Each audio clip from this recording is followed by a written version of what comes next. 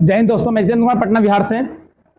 हम लोग इब्राहिमी रिलीजन को देख रहे थे, इब्राहिमी धर्म को हम लोग देख रहे थे, जिसमें हम लोगों ने यहूदी और ईसाई धर्म के बारे में पढ़ा था। यहूदी और ईसाई धर्म के बारे में पिछले क्लास में हम लोग पढ़ चुके थे और धर्मों का क्रम आज लगभग समाप्त होने वाला। आज ये धर्मों का क्रम समाप्त हो जाएगा, इसके बाद राजवंशों का उदय होगा।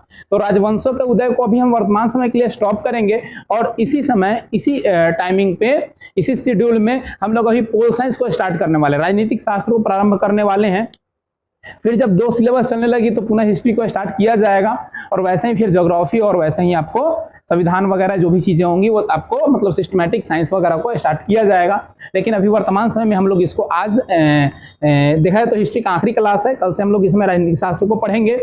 तो आज देखते हैं हम लोग इस्लाम धर्म के बारे में। इस्लाम धर्म, मुस्लिम लोग इस्लाम धर्म को मानते हैं ना। मुस्लिम कोई धर्म नहीं होता, हिंदू कोई धर्म नहीं होता है। हिंदू धर्म मानने वाले, हिंदू परंपराओं को मानने वाले लोग सनातन धर्म कहे जाते हैं और मुस्लिम परंपराओं को मानने वाले लोग इस्लामिक धर्म कहलाते हैं। तो इस्लाम धर्म की स्थापना किसके द्वारा हुई, ये पिछले क्लास में मैंने आप लोग को बताया था। पिछले क्लास में मैंने आप लोग को बताया था कि किस तरीके से इसे क्रम में हम लोग इसे इब्राहिमी धर्म क्यों कहते हैं। और उसी क्रम में आइए आज जानते हैं हम लोग इस्लाम धर्म के बारे में। तो इस्लाम धर्म की स्थापना मोहम्मद पैगंबर साहब ने किया था, हजरत मोहम्मद पैगंबर साहब, जो कि पिछले क्लास में भी हमने इनकी चर्चा की थी, इनके पूरे नाम को भी मैंने बताया था। तो इनकी स्थापना यानी इस्लाम धर्म के संस्थापक कौन है? हजरत मोहम्मद साहब। हजरत मोहम्मद साहब इस्लाम धर्म के संस्थापक हैं। इनके पिता का नाम क्या था? अब्दुल्लाह था। इनके पिताजी का नाम अब्दुल्लाह और माता का नाम अमीना था। पिताजी इनके जो थे उनका नाम अब्दुल्लाह था और माता का नाम अमीना था।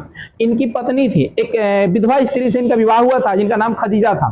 एक विधवा स्त्री थी जिनसे इनका विवाह हुआ था, जो इनकी क्लासमेट थी, साथ में ही पढ़े होंगे।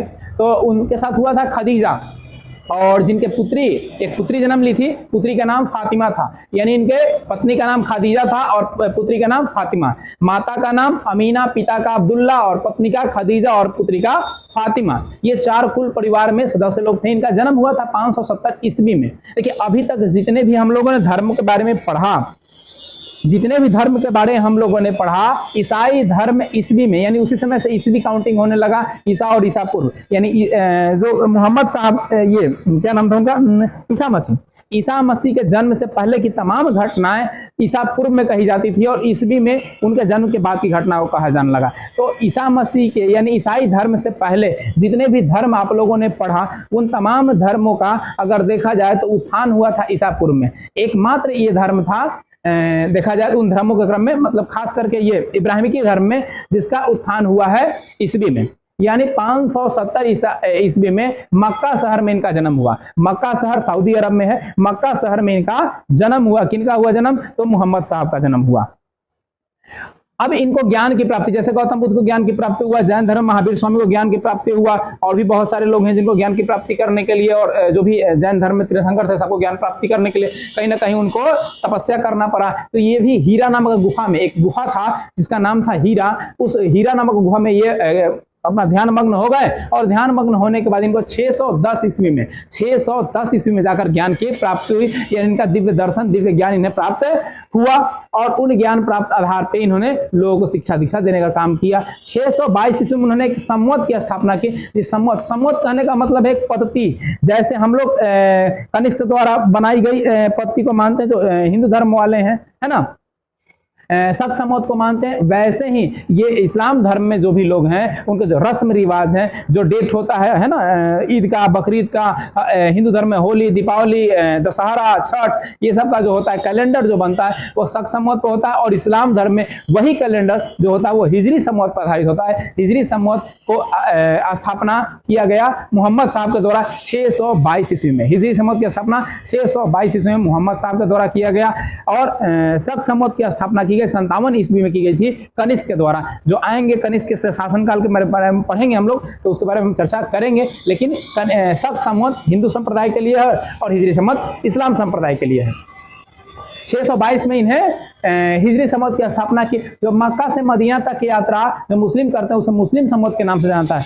मक्का एक पवित्र स्थल है, ये देखिए मक्का है, और एक ये मदीना हो गया। मक्का और मदीना जो है दोनों अलग अलग स्थल, एक जगह स्थल नहीं है। है ना। मक्का मदीना दोनों अलग अलग स्थल है, दोनों की अलग अलग धार्मिक परंपराएं हैं, धार्मिक मान्यताएं, जो कि पिछले क्लास में मैंने बताया है। जो अगर पिछला क्लास नहीं किए हैं और आज क्लास कर रहे हैं, उनसे काइंडली रिक्वेस्ट है कि पीछे क्लास पहले देख ले, इब्राहिमी की धर्म की शुरुआत वाली क्लास, उसके बाद देखे तो ज्यादा उन्हें समझ में आएगी, सारी चीजें एकदम क्लियर हो जाएगी। तो मक्का और मदीना दोनों अलग अलग शहर है जो कि सऊदी अरब में है। तो मक्का से मदीना का जो सफर होता है, यात्रा होता है, उसे मुस्लिम सम्मत के नाम से जाना जाता है, जिस सम्मत में वो इंगित किया हुआ है। इनका शिक्षा और उपदेशों को कुरान नामक एक धार्मिक ग्रंथ में इंगित किया गया है। मैंने पहले ही बताया था कि जिब्राइल नाम के, पिछले क्लास में बताया था, जिब्राइल नाम के एक देवदूत थे, जिब्राइल नाम के देवदूत थे, और वो सारी संदेशों को लाकर मोहम्मद साहब को देते थे, और मोहम्मद साहब वही लोगों को उपदेश देते थे, और वही चीजों को एक पुस्तक में इंगित कर दिए, और वही पुस्तक का नाम है कुरान शरीफ, उसी का नाम है कुरान शरीफ। तो कुरान शरीफ की रचना मोहम्मद साहब के द्वारा किया गया, उनके सारे उपदेशों और सारे शिक्षा का वर्णन कुरान शरीफ में है। मक्का और मदीना सऊदी अरब में है, जो इस्लामी धर्म का सबसे पवित्र स्थल है। इस्लाम धर्म का सबसे पवित्र स्थल जो है वो माना जाता है आपका मक्का और मदीना। वहां के नबी मस्जिद को माना जाता है, और वहां के जो लोग हज करने जाते हैं, किबला पढ़ते हैं, उस स्थान को माना जाता है, जो कि काफी धार्मिक स्थल है। ऐसा मान्यता भी है कि जीवन में एक बार हज की यात्रा पे जाना जरूरी है, और ये सिद्धांत भी है जो कि आगे हम चर्चा करने वाले हैं। जैसे हिंदू धर्म की परंपराओं में लोग जाते हैं वैष्णो माता, है ना, लोग जाते हैं पूरी जगन्नाथ मंदिर घूमने, है ना, सोमनाथ मंदिर, अलग अलग जगह जाते हैं लोग घूमने। वैसे ही इस्लाम धर्म की परंपराओं के अनुसार एक बार जीवन में हज की यात्रा करने से क्या होता है कि स्वर्ग की प्राप्ति होती है। ऐसी उन लोगों की धार्मिक मान्यताएं हैं। कह रहा है कि मोहम्मद साहब मक्का और मदीना सऊदी अरब में है, जो कि इस्लाम धर्म का पवित्र स्थल है। मोहम्मद साहब की मृत्यु 632 ईसा पूर्व में मदीना में हुआ, और वहीं उनको दफना भी दिया गया। मक्का और मदीना दोनों अलग शहर सऊदी अरब में, तो मदीना शहर में मोहम्मद साहब की मृत्यु हो गई 632 ईस्वी में। जब उनकी मृत्यु हुई तो उनके शव को वहीं मदीना में ही दफना दिया गया, जिसमें एक मस्जिद है जो काफी फेमस है मदीना शहर का। आप देख सकते हैं, ये जो है मस्जिद, ये यहीं पे इनको दफनाया गया है, और ये काफी फेमस स्थान है। जो लोग मक्का जाते हैं वो लोग मदीना भी जाते हैं, क्योंकि मोहम्मद साहब के इस स्थल को देखने से ही कहा जाता है कि जन्नत नसीब होती है। मोहम्मद साहब के मृत्यु के बाद उनका दामाद जो हुआ वो उत्तराधिकारी हुए। उनकी पुत्री का नाम फातिमा था। फातिमा का हस्बैंड हो गए अली मोहम्मद, हस्बैंड का नाम हो गया अली मोहम्मद, यानी मोहम्मद साहब के दामाद, जिनकी हत्या लोग कर दिया था 661 ईस्वी में। आपसी विवाद रंजिश की वजह से धर्म को लेके आपस में जब इनकी मृत्यु हुई थी ना, तो धर्म दो भागों में बट गया था, एक सिया और एक सुन्नी। सिया और सुन्नी, एक जो मानने वाले थे वो मोहम्मद साहब के उपदेशों को मानने वाले थे, और एक उनका दामाद के उपदेशों को मानने वाले थे। तो इसी को लेकर आपस में विवाद हो गया, और विवाद की वजह से ही उनकी दामाद की हत्या कर दी गई, यानी अली मोहम्मद की हत्या 661 ईस्वी में कर दिया गया। उसके बाद उनका उत्तराधिकारी यानी मोहम्मद साहब का जो दामाद हुए अली मोहम्मद, उनका पुत्र का नाम हुआ हसन हुसैन कहा जाता है, इन्हें हसन हुसैन कहा जाता है, और हसन हुसैन को भी हत्या कर दिया गया, यानी मोहम्मद साहब के नाती की भी हत्या कर दी गई इसी आपसी रंजी में 680 ईस्वी में। 680 ईस्वी में मोहम्मद साहब के नाती यानी अली मोहम्मद के पुत्र जो थे हसन मोहम्मद, उनकी भी हत्या कर दी जाती है। पद को लेके उनकी आपसी जो सिया और सुन्नी के जो आपसी धार्मिक भेदभाव थी ना, इसी को लेके इसी रंजिश में हत्या कर दी जाती है। मोहम्मद साहब का उत्तराधिकारी खलीफा कहा जाते हैं, यानी मोहम्मद साहब के जो भी उत्तराधिकारी बने लोग उन्हें खलीफा कहा जाता है। और खलीफा पद को लेकर काफी विवाद हुआ था। अगर आप मॉडर्न हिस्ट्री को पढ़ते हैं या जानते होंगे तो, नहीं तो आगे चर्चाओं में हम आपसे चर्चा करेंगे। यहाँ थोड़ा सा हम आपको बता दे रहे हैं कि मोहम्मद साहब के समय जो खलीफा पद दिया जाता था उनको उत्तराधिकारी को, ये काफी लंबे समय तक चला, और ये खलीफा पद को 1924 ईस्वी में 1919 से आंदोलन चला था, और 1924 में जाकर समाप्त कर दिया गया था। और इसे समाप्त करने वाले मुस्तफा कमाल पाशा थे, तुर्की के शासक थे। तुर्की एक देश है, उस देश के शासक थे मुस्तफा कमाल पाशा, जिनके द्वारा खलीफा जो पद दिया जाता था उसे समाप्त कर दिया गया। खलीफा पद को समाप्त करने वाले मुस्तफा कमाल पाशा हैं, जो 24 में समाप्त हुई थी, 1924 में। ये चलता संघर्ष चला था 1919 से ही इसका काफी विरोध हो रहा था, लेकिन जाके अंततः 24 में से खिलाफत आंदोलन के तहत समाप्त कर दिया गया खलीफा पद। उस समय से किसी को खलीफा पद नहीं दिया गया। आज मौलाना साहब हम लोग बोलते हैं, पहले खलीफा साहब बोलते थे, आज मौलाना साहब बोलते हैं। मोहम्मद साहब के जीवन चरित्र इब्न इसाक ने लिखा। मोहम्मद साहब के जीवन में जो भी घटनाएं घटी, उन घटनाओं का उनके निजी जिंदगी से संबंधित जो भी चीजें हुई, उनको इब्न इसाक नाम के एक व्यक्ति ने लिखने का काम किया, यानी मोहम्मद साहब के जीवन चरित्र को इब्न इसाक ने लिखा है। उनके जन्म के दिन पर ईद मनाते हैं ना, ईद का पूरा नाम होता है ईद ए मिलाद उन नबी। ईद ए उल मिलाद उन तवी, ईद ए मिलाद उन तवी, जो कि ईद का पूरा नाम है ना। रमजान का महीना होता है, अंतिम दिन है ना, लोग मनाते हैं, सेवैया खाते हैं, चाट वगैरह खाते हैं, और भी बहुत सारी चीजें बनती है ना। काफी अच्छा त्यौहार होता है ईद का। तो अरबी भाषा में कुरान जो है, कुरान शरीफ, वो अरबी भाषा में लिखा गया है। जिब्राइल जो ला के संदेश दिए उस समय की भाषा अरबी ही थी। ये तो उर्दू जो भाषा आज प्रचलन में है, उर्दू आसान भाषा है इसलिए प्रचलन में है, अरबी थोड़ा टफ भाषा है, और उस समय अरबी भाषा ही का प्रचलन था। उर्दू भाषा जो आया, उर्दू भाषा मुगल काल में आया, इसे अकबर बाबर के शासनकाल में ये सब चीजें शुरू हुई। उससे पहले उर्दू नहीं था, उर्दू का प्रचलन भारत में नहीं था। इन लोगों के द्वारा उर्दू का निजात किया गया और भारत में इसका विस्तार हुआ। काफी सरल भाषा होती है उर्दू, इसलिए उर्दू का प्रचलन ज्यादा हो गया। अरबी काफी टफ भाषा होती है। तो कुरान शरीफ अरबी में ही है। मोहम्मद साहब के मृत्यु के बाद धर्म दो भागों में बट गया, शिया और सुन्नी, और इसी को लेकर विवाद हुआ और उनके दामाद और उनके बेटे यानी नाती और दामाद दोनों की हत्या इसी विवाद के कारण हो गई, शिया और सुन्नी की आपसी रंजिश की वजह से। भारत में देखिएगा किसी मुस्लिम लोग को जो क्या करते हैं, पश्चिम की तरफ मुख करके और नमाज पढ़ते हैं। इसके पीछे कारण क्या है कि भारत के पश्चिम दिशा की ओर पाया जाता है कौन सा शहर, मक्का और मदीना दोनों शहर है, जो कि एक इस्लाम धर्म के लोगों के लिए काफी प्रसिद्ध और काफी पवित्र स्थल होता है। इसीलिए उसी तरफ से पश्चिम दिशा की ओर मुख करके लोग नमाज पढ़ते हैं। उनकी ऐसी मान्यता है कि हम डायरेक्ट यहाँ से इबादत कर रहे हैं पश्चिम दिशा की ओर, तो ये हमारा मक्का और मदीना में संदेश पहुंच जाएगा, इसीलिए पश्चिम दिशा की ओर मुख करके नमाज पढ़ते हैं। हिजरी सम्मत के अनुसार 1 रुपये यानी एक वर्ष में 354 दिन होते हैं, 12 महीने, जैसे 12 महीना होता है ना, तो वैसे ही 354 दिन का होता है आपका हिजरी सम्मत। हिजरी सम्मत में 354 दिन का जो होता है एक वर्ष माना जाता है। इस धर्म के मानने वाले के लिए 4 अनिवार्य तत्व हैं, यानी जो इस्लाम धर्म को पूर्ण रूप से मानते हैं। जैसे आप तो पढ़े होंगे जैन धर्म, बौद्ध धर्म है ना, उसमें उनके मानने के लिए काफी कठोर व्रत थे, काफी कठोर नियम थे। इस वजह से जैन धर्म से बौद्ध धर्म की ओर आए थे लोग, है ना। बौद्ध धर्म में उतनी ज्यादा ये नहीं थी। वैसे ही इस्लाम धर्म में भी 5 मान्यताएं हैं जिसको इस्लाम धर्म में मानना जरूरी होता है। पहला है बकरीद में बकरे की कुर्बानी करना, यानी बकरीद अगर का त्यौहार आया है तो आपको बकरे की कुर्बानी करना है। बकरे की कुर्बानी करना अनिवार्य है, जो कि इस्लाम धर्म को मानते हैं। प्रतिदिन 5 वक्त का नमाज पढ़ना होता है। 5 वक्त का नमाज होता है, वो 5 वक्त का नमाज 5 नमाजी करना पड़ेगा। जरूरतमंद की दान देना है, यानी जो गरीब है, जरूरतमंद है, जिसको जरूरत है, आपको बस पैसा है तो आप उसे दान दे सकते हैं, ये तीसरा नियम था। चौथा, रमजान के महीने में रोजा रखना। रमजान का महीना भी कुछ महीने पहले खत्म हुआ है ना, कुछ महीने पहले खत्म हुआ है ना रमजान का पाक महीना, तो रमजान के महीने में रोजा रखना इसकी चौथी परंपरा थी इस धर्म की। और 5वां है पूरी जीवन में एक बार हज की यात्रा पर जाना है मक्का और मदीना। पूरी जीवन में अगर आप एक बार मक्का और मदीना चले जाते हैं तो आपको मोक्ष की प्राप्ति होती है। ऐसी इस धर्म की 5 तत्वों के तहत माना गया है। इस धर्म की 5 प्रमुख मान्यताएं हैं।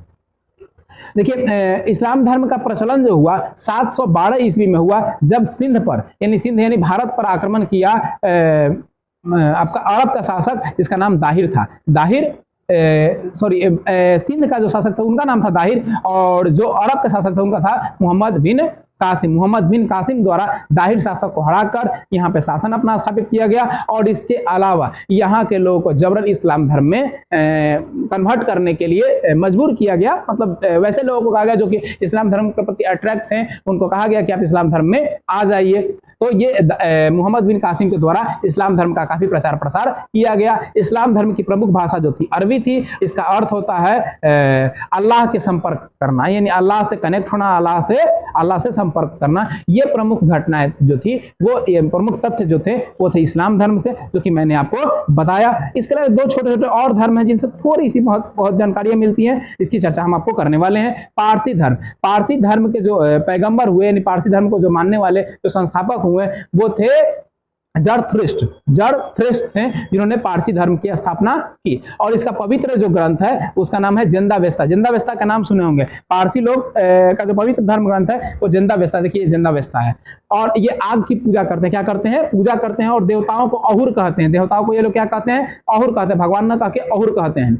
और पारसी धर्म की उत्पत्ति ईरान देश से हुआ, यानी पारसी धर्म का जो प्रचलन हुआ वो वर्तमान में जो ईरान देश है वहां से प्रारंभ हुआ। लेकिन इस्लाम धर्म का उस समय वजूद ज्यादा था, वर्चस्व ज्यादा था। अरबों से ही इस्लाम धर्म की भी उत्पत्ति हुई है ना, सऊदी अरब से।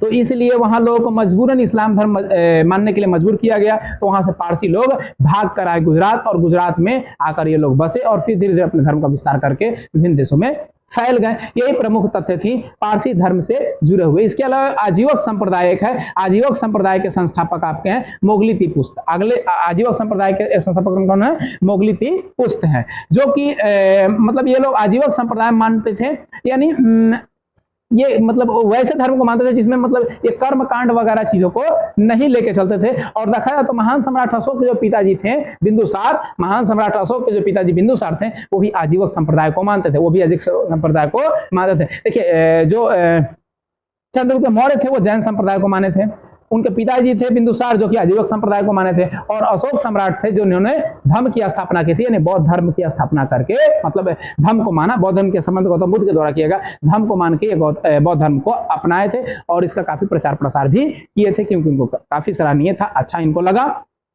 सम्राट अशोक ने आजीवक संप्रदाय के लोगों के लिए, उनके जो भक्त थे आजीवक संप्रदाय के मानने वाले, उन भक्तों के लिए 2-3 पहाड़ियां दान दी थी। नागा अर्जुन की पहाड़ी, जिसको बराबर की पहाड़ी कहते हैं, बराबर घूमने जाते हैं आप लोग झारखंड में, बराबर नाम है खाली, लेकिन बड़ा ऊपर पहाड़ है, ठीक है, बराबर नाम करने के लिए, लेकिन बराबर है नहीं, है ना। तो बराबर की पहाड़ी जिसे नागार्जुन की पहाड़ी कहते हैं, उसकी गुफा सुदामा गुफा उसी में है। फिर से दशरथ नाम का गुफा है, ये गुफा को दान दे दिया गया उनके अनुयायियों को जो आजीवक संप्रदाय को मानते थे कि आप गुफा में रहिए, अपना ध्यान मग्न कीजिए, ज्ञान की प्राप्ति कीजिए, अपना यहाँ पर निर्वासित रहिए। ये प्रमुख तथ्य थे जो कि धर्म से जुड़े हुए थे। आपको मैंने तमाम धर्मों की जानकारी दे दी। अब आप इन धर्मों को अच्छे से पढ़कर इससे जुड़े हुए प्रश्न को आप समाधान कर सकते हैं। साथ में आपको ये चीज और पता चलेगी कि कोई धर्म खराब नहीं है, कोई धर्म अच्छा नहीं है, सभी धर्म अपने आप में अच्छे ही हैं। आप जिस धर्म को मानते हैं आपके लिए वो अच्छा है, लेकिन किसी धर्म की बुराई ना करें। सभी धर्म अपने आप में अच्छे हैं। धर्म का मतलब होता है धारण करना, न कि किसी की निंदा करना, न कि किसी के। सब धर्म अच्छा ही सिखाता है। जहां तक मैंने आप लोगों को सारी धर्मों के बारे में जानकारी दिया तो आप स्पष्ट समझ गए हो कि सभी धर्म सच्चाई मार्ग पे, सच्चे मार्ग पे और अच्छे कर्म के लिए ही सिखाता है, न कि किसी की निंदा, न कि किसी की अवहेलना, न कि किसी की बुराई के बारे में सिखाता है। तो आपका जो धर्म है उसको आप बेशक मानिए, लेकिन दूसरे धर्म की बुराई ना करें। अब कल से जो हमारी क्लास प्रारंभ होगी वो हम लोग राजनीतिक शास्त्र को लेकर प्रारंभ करेंगे। तो मिलते हैं पुनः अगले वीडियो में, अगले दिन, अगले क्लास में। जय हिंद, जय भारत, जय संविधान।